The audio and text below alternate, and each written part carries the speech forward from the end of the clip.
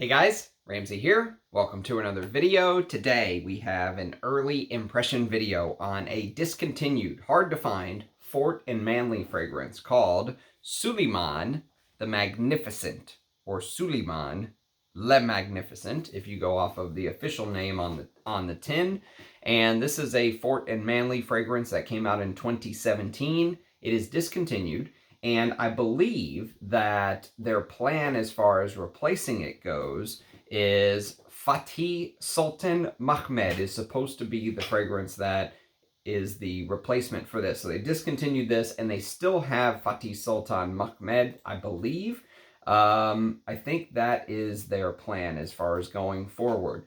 Now, Fort&Manle is a house that I have only done a live stream on. So I've never actually done an individual video on any of their fragrances yet, mostly because I only own one, and it's sort of a recent acquisition. Within the last, let's say, 3 months or so, I got it. And this is called Bosnikov. Now, it was originally called Bosnikov's Purple Hat, I believe, or Mr. Bosnikov's Purple Hat. Love the names. And so this is what the vintage, or it's not really vintage, it came out in, within the last decade, but this is what the original Fort&Manle bottle looked like. Now, these are 50 mils as well, but now they basically look like a shorter, fatter version with an upside-down Reese's peanut butter cup as a cap. And that upside-down Reese's peanut butter cup cap was actually picked up by Russian Adam, and he used it on the new collection as well. Not the same, but close. It gives me the same vibe. That upside down Reese's peanut butter cap. I actually don't mind either bottle. I like the vintage bottle with the very detailed, cap or place, plaque, if you will. And you can see sort of the detail that they put into this. And the cap is detailed, and so I like the presentation. So let's talk a little bit about the house first of Fort&Manle. So Fort&Manle is considered to be a luxury niche perfume house. As it sits right now, September the 12th of 2023, all of their fragrances retail for $250 for 50 mil. They used to have different pricing for different fragrances, and there were some people that complained about that. They just went to $250 for everything. And many of their fragrances have actually been discontinued.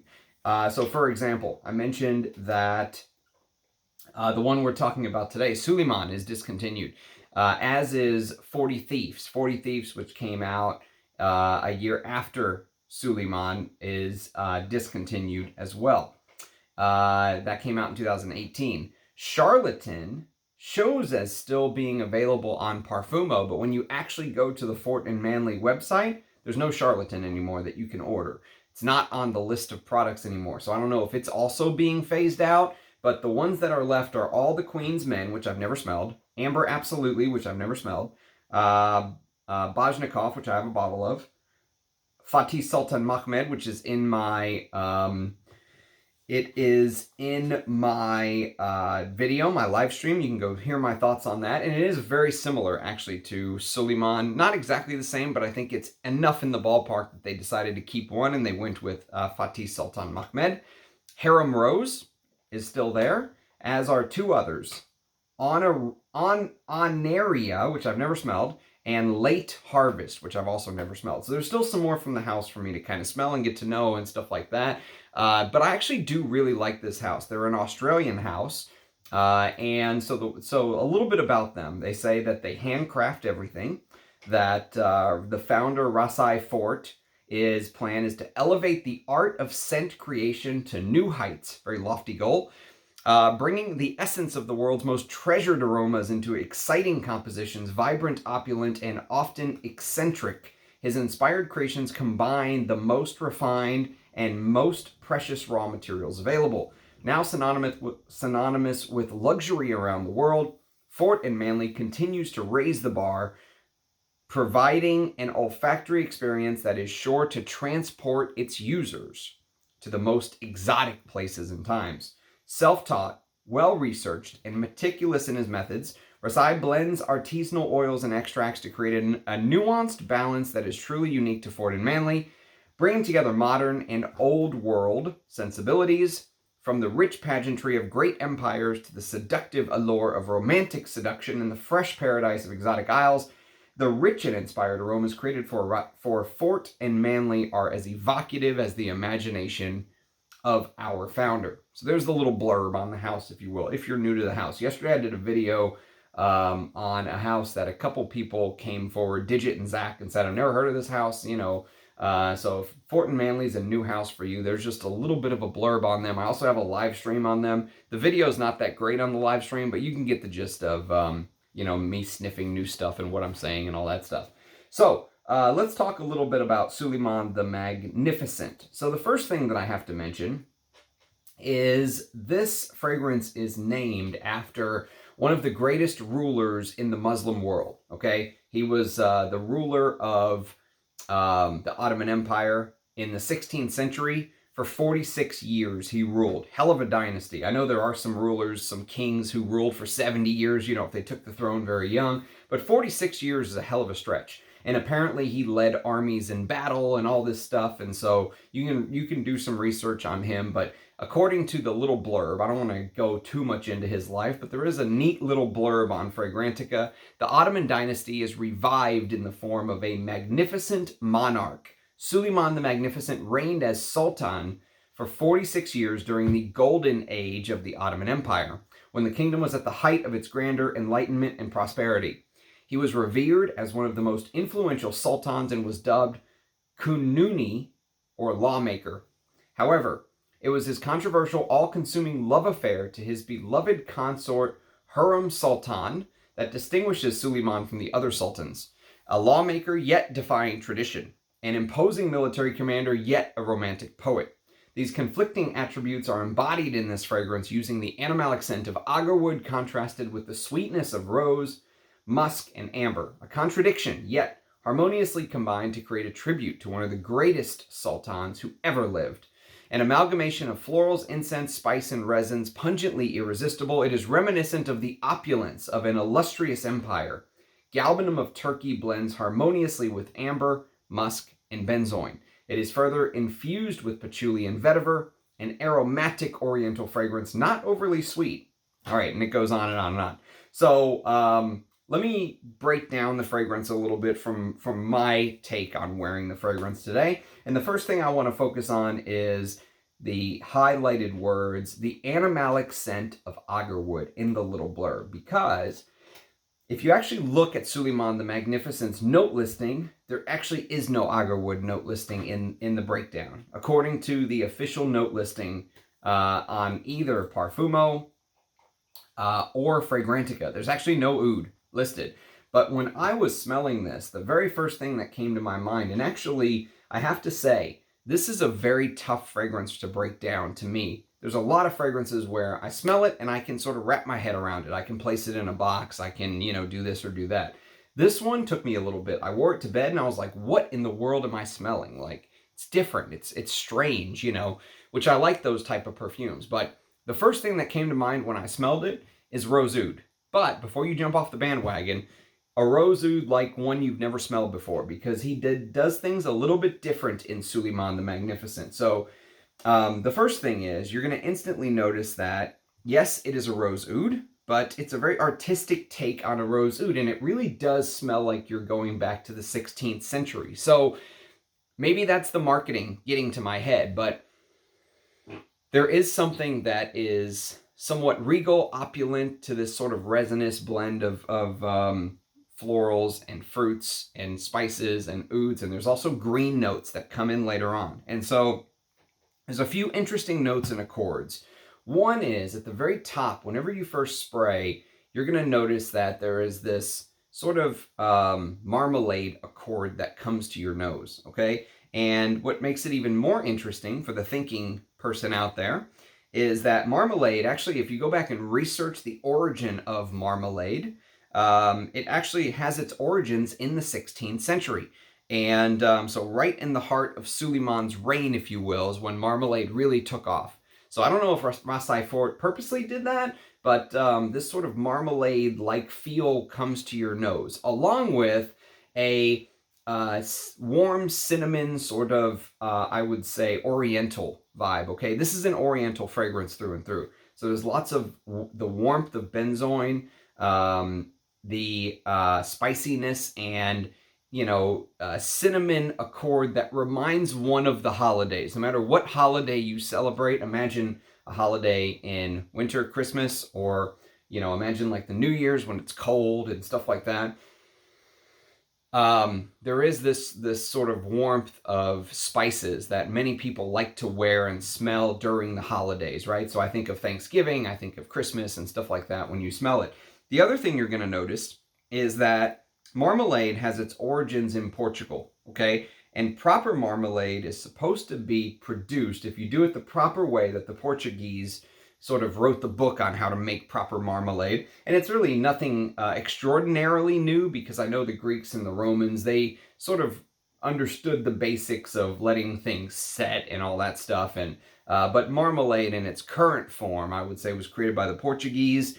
And the whole point when you produce a marmalade is you're supposed to, if you do it properly with bitter oranges and citrus peels and stuff like that, you're supposed to use the peel and the pulp. Okay, and so the peel and the pulp gives this contrast to the jelly feel, right? So there is definitely this citrusy, jelly, fruit conserve-like smell in the opening of Suleiman the Magnificent. And when you contrast that with sort of the sugary sweetness that you get from marmalade, because marmalade is obviously made up of a lot of sugar, and it's supposed to be contrasted with that peel and pulp if you do it properly. Now, modern jellies and stuff like that are just all sugar, it feels like, but the proper marmalade is supposed to have that contrast with the bitterness of the peel and the pulp, right? And so whenever you smell this, you're going to notice that added sugar in the marmalade, and there is a little bit of a feel of this slightly sort of bitterness, just a little bit in the top. And it transitions from that marmalade-like feel into this red apple note. And actually, if you are familiar with Rasai Fort's work, you'll know that red apple is the fruity note that is also in Fatih Sultan Mahmud, which took the place of Suleiman the Magnificent in the lineup, as far as I'm concerned. It's the one that basically does this style well enough that they decided to go with that. So Fatih Sultan Mahmud has that red apple note. And the red apple note here, it almost feels a little bit like a candied apple. But what's interesting is the candied apple feel comes from the sweetness of that marmalade note that you're kind of getting. And I'm not 100% sure how it all comes together, but I can tell you that if you know my taste, you know that I do not like sweet fragrances normally. I really like this one. This is a really good fragrance as far as I'm concerned. And even though it has sweetness, it has purpose. The sweetness to this has a purpose. It's not bubblegum sweetness, okay? So there's that. That's number one. It's not disgusting modern bubblegum sweetness. The sweetness feels like it goes along with the plot. They didn't just throw it in there, right? There's a reason to it. It goes along with the story. And like I said, if you watch the video on Fort&Manle, the live stream, or if you were there for that live stream, or if you went back and watched it, you'll know that this red apple note really feels like it's almost like a little bit of a signature of Rasai Fort. Not just the red apple, but fruit in general. So if you go look at Charlatan, the other fragrance, which I'm worried may be discontinued, there's a beautiful note of pear in Charlatan. And so he used pear in Charlatan, he used red apple in Fatih Sultan Mahmud, and he used that same candied red apple feel in Suleiman the Magnificent. And it really does blend with the cinnamon and the benzoin beautifully. It's a beautiful sort of contrast. There's very few well done apple notes, right? You think of something like the green apple in something like Frederick Mall's Promise, right? There's this very green apple in there, not red apple. I feel like the vintage bottles of Aventus, the real old ones, like 2010, 2011, had a red apple note that you would get. That was much more pronounced. That pretty much went away 2012, 2013, and onwards. They just did away with that red apple. But there's very few fragrances that have a well-made red apple note. This is one of them. And it's actually really appealing. I really like what he did with the opening. Now, Fatih Sultan Mahmud, the counterpart to Suleiman the Magnificent, has some other notes that are not listed here. So for example, if you go watch my early impression in that live stream of Fatih Sultan Mahmud, you'll see that I mentioned things like the tulip note, the iris, the oud, 3 notes that are actually not listed in Suleiman the Magnificent, even though it smells like there's oud in here. There's no oud listed in the note listing of Suleiman the Magnificent. But there is this generic sort of woodiness that comes forward. There's no cedar, there's no sandalwood, but there is a note which we'll talk about here in a little bit that I think gives it a little bit of that sort of woody type feel, if you will. And so I would say that a few distinguishing characteristics of the house, if you will, right? So he really uses those fruit notes to perfection. And the other thing is this accord that he's built that has obviously been used across multiple fragrances. And I would call it like this amber / oud accord, right? So this fragrance, since there's no oud listed in the note listing, I guess technically it can't be called a rose oud, although rose oud is kind of the first thing that popped in my head when I was, smelling this. But I think it would you could easily rightfully call this a rose amber, a rose amber creation. And so what's so interesting is the candied red apple, almost like during the fall season when they dip apples in that candied, almost caramel like outer, that outer shell, and they sell them at the fair and stuff like that. And the other thing I should mention is Bosnikov, even though it's not really listed one of their other fragrances, Bosnikov, this one has a little bit of like this decadent apricot plum accord. And that apricot plum accord, I think, comes from the osmanthus, but there really is this beautiful decaying fruit accord in Bosnikov as well. So he really does a beautiful job mixing in the fruits with that very resinous, ambery-like accord. That's almost like his signature, I would say. And so to my nose, the very interesting thing about Suleiman the Magnificent is the way that it transitions from this very unique rose, almost like a candied rose. And I know candied rose comes across as sounding cheap smelling. It's not. It actually smells pretty high quality because what happens is the candied apple sort of gives way to this rose note. And the rose note comes across as slightly lemony, and it turns greener as it continues to dry. It almost turns into a greener rose on my skin, and it smells like you're sort of smelling a rose water. Okay, so imagine you're smelling this like rose water, and the rose water note increases in smell as the fragrance continues to dry, and that sort of cinnamon, benzoin-y, warm opening gives way. Now, a couple things I'm going to mention that may or may not make sense to people. If you're not a big frag head, I may be sort of just, spitting in the wind on this one. But if you know Annick Minardo's work, okay, so if you know things like this, if you know things like Jaipur Oud, one of the greatest cheapy Oriental fragrances money can buy. This is a fantastic fragrance that Annick Minardo created. But Annick Minardo's work with this Oriental style of perfumery didn't just stop at Jaipur Oud. She did it over and over and over. She almost had this DNA about her, this sort of benzoin-y, ambery thing that she liked to use. If you've ever smelled this is discontinued. But this is DSquared's Potion. All right, this is the Eau de Toilette. There's also an Eau de Parfum, but this is discontinued and very hard to find nowadays.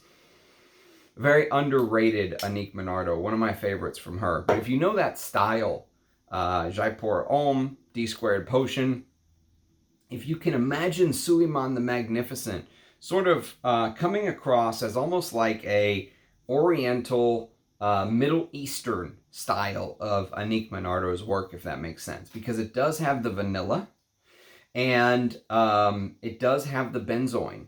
And so even though, like I said, this was very hard for me to place at first, because when I smelled it, I was like, what is going on? Like the very first time when I wore this to bed. Now that I'm wearing it as my scent of the day, I really feel like I can see the puzzle pieces sort of coming together better. And so very smooth amber accord. That's one thing about Rasai Fort. His amber accords are very, very smooth and posh. And they smell, you know what's funny is there is an ambergris note listed in this, and I don't think I would have guessed ambergris was used in Suleiman the Magnificent if it wasn't listed, because it doesn't give off the classic sort of salty, briny, oceany ambergris accord, but there is a little bit of sparkle to this amber accord that he's built, and I really think that the ambergris plays a big part of it, even though it doesn't have the traditional salty, sea-like aspects of ambergris, if that makes sense. It's almost like those parts of it were removed, but it still gives the impression of ambergris in your head when you smell it. And so as the fragrance continues to dry down, what's so interesting about it is this spicy galbanum comes out. And it's Turkish galbanum. So the galbanum is slightly bitter, green, earthy, okay? So as the fragrance continues to dry, you notice more and more of the green, earthy galbanum with the rooty vetiver sort of taking root here. And the Turkish galbanum is also a direct link to the Ottoman Empire. So for you big fragrance nerds out there, I'm sure Rasai Fort was thinking about that fact of why he used Turkish galbanum in this exact composition. And so it adds sort of this spicy, almost like, because galbanum is like this balsamic resin, if you will. And so it adds a little bit of this balsamic, sticky, rich, almost woody aspect to the composition with a little bit of a green tint. And so even though the floral oriental, which some people call this a floral oriental, some people like me, like when I first smelt this, I went rose oud, but a very strange rose oud, right? But this sort of herbal touch comes forward, and it just gives it a little bit of a green tint. The fragrance never turns green, all right? So if green fragrances put you off, I would still give this a try. But, you know, if you're not into the green chypres of the 70s and stuff like that, I would still try Suleiman the Magnificent, because it really feels like a spicy oriental or a floral oriental first, and then sort of the green bits on the back end, you know, are just sort of peeking their head through. And there is this patchouli, which of course adds more of that earthy herbal touch to it.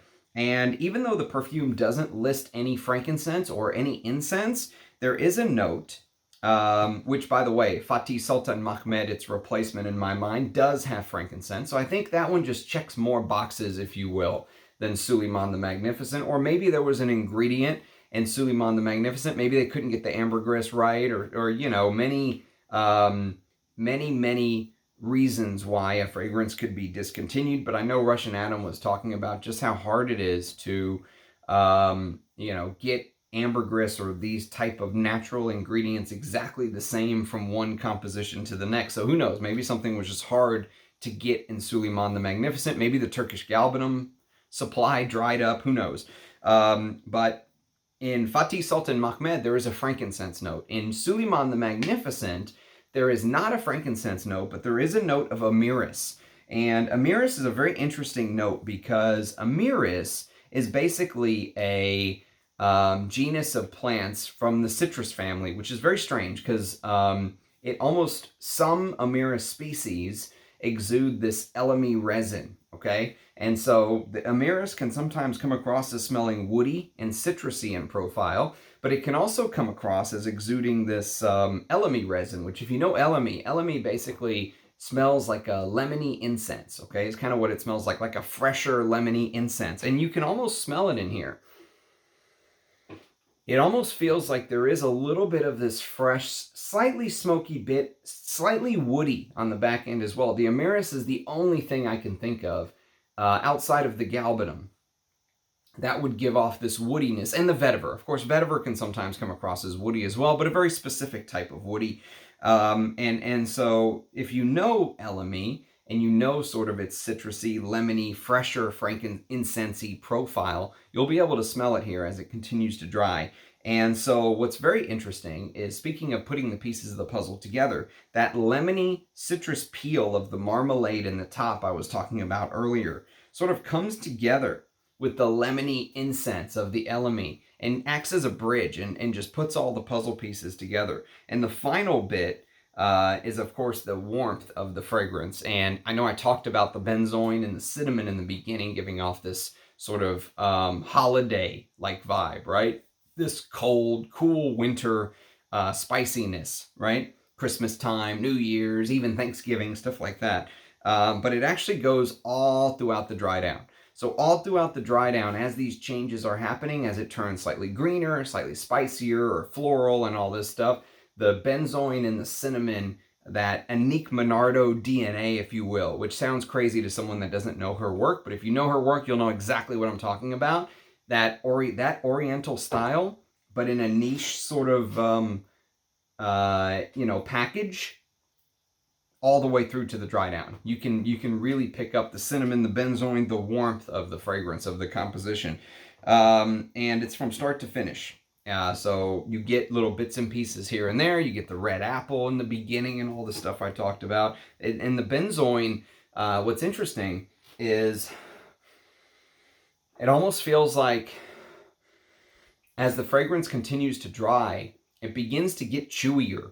Like the benzoin thickens up, like whenever you let marmalade sit, right? At first, it's very hot, and then you let it cool, and it kind of thickens into that jelly. That's what the benzoin feels like when you smell it. It almost smells like it's getting thicker and chewier.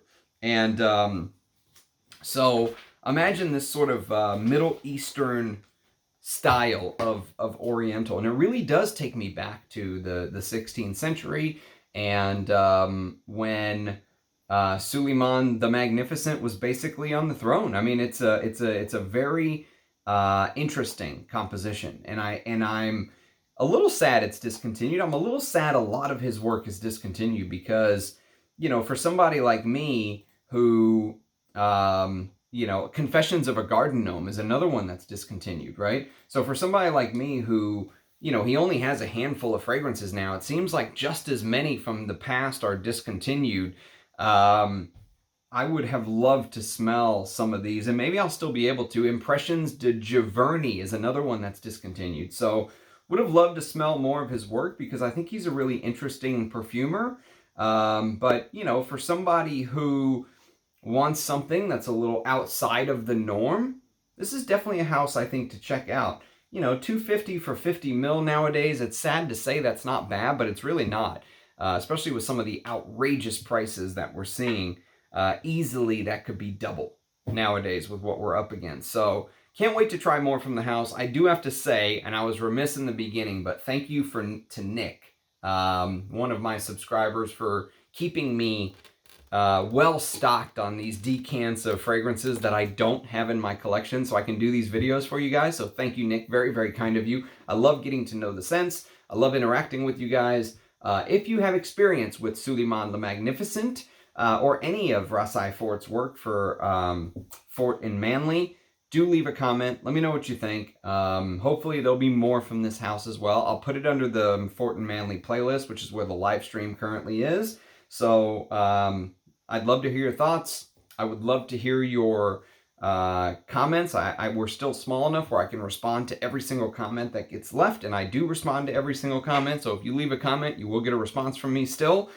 We just passed the 5,000 subscriber mark, and I had a very good recommendation for a 5,000 subscriber sort of video, and I think I'm going to go ahead and go forward with it. So you will see a 5,000 subscriber blast video at one of these days, but it's just one of those things that I need a lot of time to do and prepare for. So thanks for watching, everybody. Do leave a comment. Cheers, guys, and I'll catch you next time. Bye-bye.